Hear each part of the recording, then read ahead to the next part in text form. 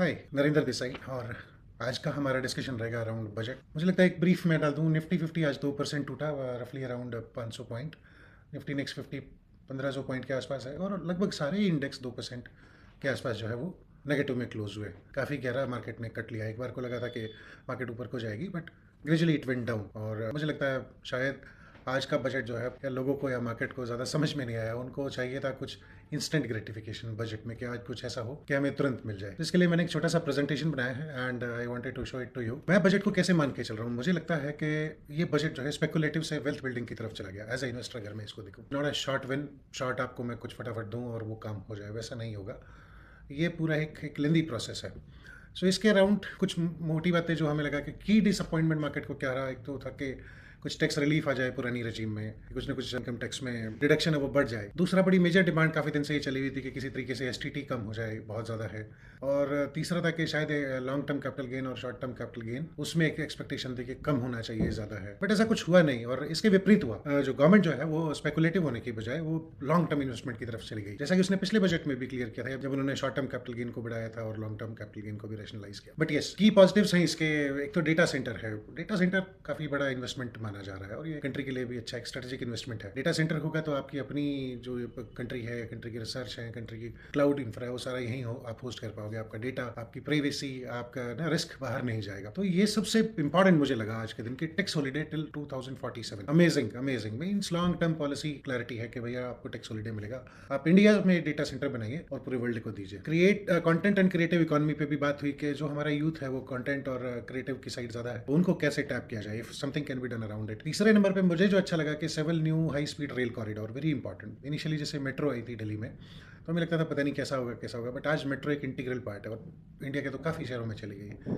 Similarly जो हम high speed rail corridors देखेंगे, ये रेल कॉरिडोर भी वैसे ही होंगे जैसा हम जापान में या चाइना में सुनते हैं कि आपने 500 किलोमीटर दूर 1.25 घंटे में पहुंच गए। जैसे दिल्ली से अगर लखनऊ जाना है तो आप 1.5 आवर्स 2 आवर्स के अंदर अंदर पहुंच गए। और सबसे इंपॉर्टेंट बात लास्ट में जो मैंने रखा, 7 फोकस सेक्टर्स। नाउ वी अभी हमने चुन के जो सेलेक्टिव स्ट्रेटजी लेनी शुरू की है इस बजट में, जो है 7 सेक्टर पे हमारा क्लियर फोकस आ गया। Biopharma, semiconductor, electronics manufacturing. So पर slide we will quickly discuss कि उसका इंपैक्ट क्या है। कोई स्पेकुलेटिव ये मैंने नहीं बनाया कि इस कंपनी को फायदा होगा, इसको नुकसान होगा। बहुत क्लीन सा है कि हम ये समझ लें कि ये बजट किस तरीके का है। और लकीली हमने ये जो प्रेजेंट हुए इसके अराउंड ही हमने स्मॉल केसेस एक महीना पहले बनाए। इन सारे सेक्टर स्पेसिफिक या थीम स्पेसिफिक फोकस कर रहे थे, तो वो भी पैरेलली मैं आपको इसमें दिखाता जाऊंगा। ठीक है, तो एक मुझे इस बजट में सबसे इंपॉर्टेंट चीज लगी कि इसने जो infrastructure, industrial cluster, strategic manufacturing, digital ecosystem और कंटेंट इकोनॉमी की बात की ना, वो सारी ही जॉब क्रिएशन की तरफ जा रही है, which is also no base of any economy. अगर आपका सिटीजन को काम मिल रहा है, वो काम में अपना समय लगा रहा है, वो प्रोडक्टिव होगा,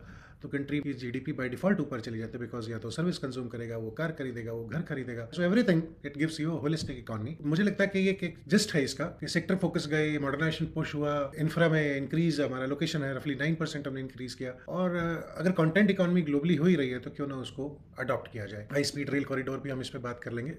हाँ, ये जो सेक्टर्स की बात करनी थी, जो इंपॉर्टेंट, हमने 7 फोकस की बात की, तो बायो फार्मा शक्ति उसको नाम दिया। बहुत क्लीन सा है। मैंने इसको 5 पॉइंट में किया है कि what are the aspect, what are the details, और बहुत ही स्टेप वाइज है कि पॉलिसी इनपुट क्या है। 10,000 करोड़ ओवर 5 ईयर्स बायोलॉजिक्स और बायोसिमिलर्स के अराउंड काम करना है। गवर्नमेंट क्या चाहती है, व्हाट गवर्नमेंट वांट्स, जेनरिक से कॉम्प्लेक्स बायोलॉजिक्स में जाए। Because we all know post covid कितना सारा जो डिजीज है वो चेंज होने लगा है। मतलब kind of population, we have to actually move up the value chain. Generic सब काम नहीं चलेगा। हाँ, साथ साथ एक्सपेक्टेड आउटपुट क्या है अगर हम बायो पे करते हैं, क्योंकि हमारा फार्मा सेक्टर में हाथ ठीक है, कहीं ना कहीं हमारी डिपेंडेंसी कुछ चाइना पे है। बट विद दिस बायोलॉजिक्स या बायो फार्मा या बायो शक्ति से क्या होने वाला है कि हमारे एक्सपोर्ट्स अच्छे होंगे, फास्टर अप्रूवल होंगे, और ग्लोबल ट्रायल हम कर पाएंगे। और डायरेक्ट बेनिफिशियरी इसमें स्पेशलाइज फार्मा कंपनी होंगी। हो सकता है वो छोटी हो या हो सकता है वो छुपी हुई अभी तक। एंड लार्ज कैप को तो हमेशा बेनिफिट होगा ही होगा। और अर्निंग ट्रिगर्स हमारे लिए, हम इसको कैसे मेजर करेंगे, वो एक्सपोर्ट अप्रूवल, मार्जिन एक्सपेंशन और R&D मोनेटाइजेशन, ये 3 हमारे क्लियर इसमें टास्क और टारगेट बन जाते हैं। सेकंड सेक्टर था सेमीकंडक्टर। इसको हमने इंडिया सेमीकंडक्टर मिशन 2.0 का नाम दिया है। तो अगेन बहुत क्लीन है। पॉलिसी इनपुट इसमें आया है कि भाई इसको सेमीकंडक्टर मिशन 2 लेंगे हम। फैब्रिकेशन, मटेरियल, इक्विपमेंट और design. So what government want in this, एक तो वो चाहते हैं कि रिड्यूस जो है इंपोर्ट रिड्यूस हो, डिपेंडेंस रिड्यूस हो उसमें। और दूसरा, हमारी एक स्ट्रेटेजिक ऑटोनॉमी बने। कोई आके ऐसा ना हो कि एक्सपोर्ट कंट्रोल लगाए और हमारा जो है इधर ईवी बनने बंद हो जाए, मोटरसाइकिल बनने बंद हो जाए, कार बनने बंद हो जाए, जैसा पीछे देखने को भी मिला था। एक्सपेक्टेड आउटपुट इसमें ओ सेट पूरा इकोसिस्टम हमारा बन जाए, डिजाइन लेड हो, हम ही डिजाइन करें, हम ही मैन्युफैक्चर करें, हम ही अपने लिए कंज्यूम करें और हम एक्सपोर्ट भी करें। और अर्निंग ट्रिगर बहुत क्लियर है कि डिजाइन विन से हमें पता लगेगा कि how much in depth we had gone. या capex led order book books आ रही हैं तो बिकॉज उतनी इन्वेस्टमेंट उनको फैक्ट्रीज और असेंबलीज में भी करनी पड़ेगी, और ये लॉन्ग टर्म एनुटी रेवेन्यूज हैं। एक बार आपने चिप डिजाइन कर लिया, वो एक्सेप्ट हो गया तो बनता रहेगा और उसके एनुटी रेवेन्यूज बनते रहेंगे। इस पे ही हमने एक स्मॉल केस भी बनाया है, semiconductor and chip model base है। सो अभी बनाया था तो मार्केट उछल कूद कर रही है, बट यस इसमें सारे ही वो semiconductor manufacturing enablers, chip design leaders, embedded software और इंजीनियरिंग, इसी तरह की कंपनीज इसमें हमने चुन के डाली है। If you want to take advantage of this India semiconductor mission, you can have a look at semiconductor and chip model. ये अवेलेबल रहेगा growthinvesting.smallcase.com पे, हमारा माइक्रो साइट जो है। Then electronics and component manufacturing, EMS इसको बोल देते हैं।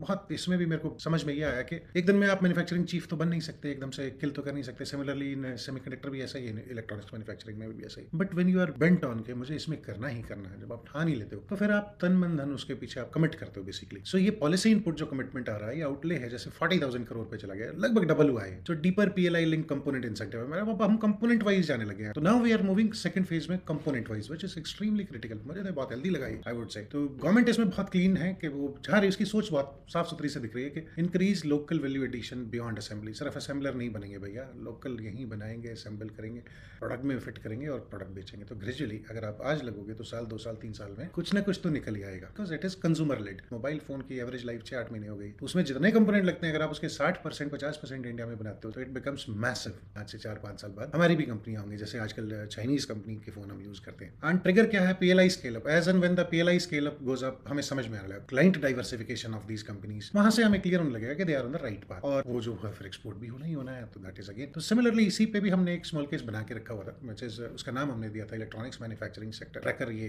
बाय डिफॉल्ट एक नेम मिलता है, make in India electronics manufacturing small case है। भी हमने इसको तकरीबन 20 जनवरी के आसपास बनाया था, कि बिकॉज हमें लग रहा था कि बजट के साथ अगर चलेंगे, लॉन्ग वेल्थ बिल्डिंग के ऊपर काम करना है। एक नई चीज निकल गई कंटेनर मैन्युफैक्चरिंग में, शिपिंग में जो कंटेनर यूज होता है, which is excellent, brilliant.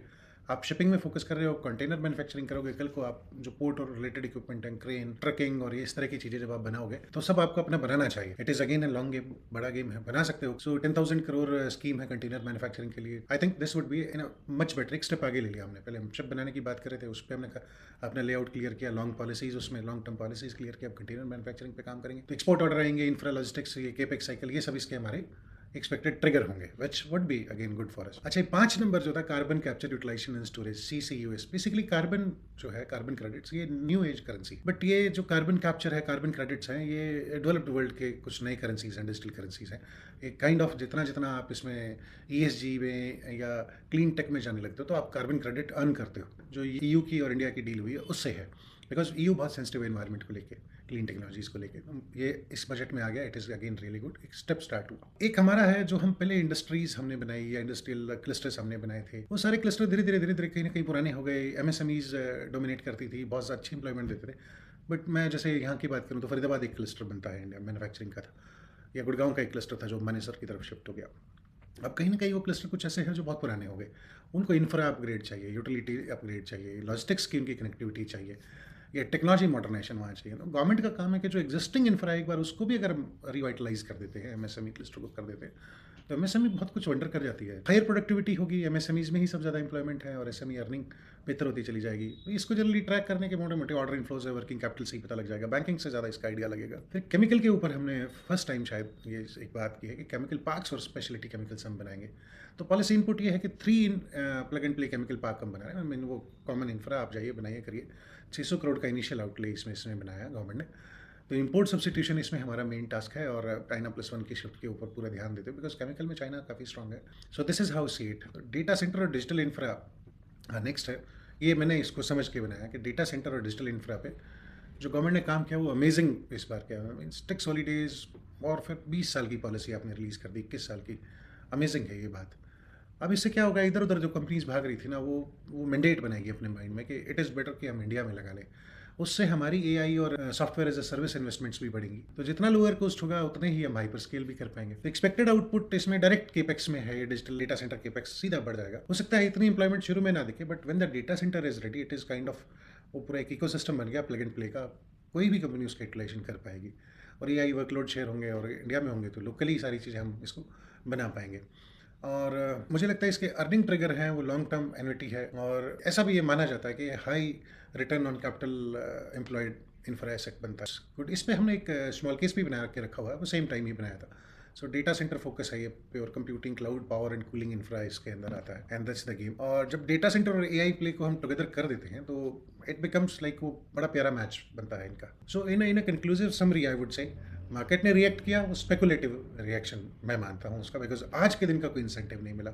It's just like कि आपने बच्चे को मना कर दिया कि आज तेरे को टॉफी आइसक्रीम नहीं मिलेगी, एंड सडनली वो स्टार्ट्स क्राइंग। तो this is a kind of reaction which I see from the market. हो सकता है किसी का व्यू कुछ हो, बट मेरा व्यू बहुत क्लीन है कि ओवरनाइट स्पेकुलेशन में पैसा नहीं बनता। तो स्पेकुलेटिव हमें नहीं चाहिए, हमें तो step by step accumulation of wealth चाहिए। This is how I call this budget a long game. Speculative से वेल्थ बिल्डिंग का जो शिफ्ट ये करने लगा है, दैट्स अमेजिंग। तो मुझे लगता है आज के लिए इट इज़ सफिशिएंट, हमने बजट को समराइज किया, एंड थैंक यू।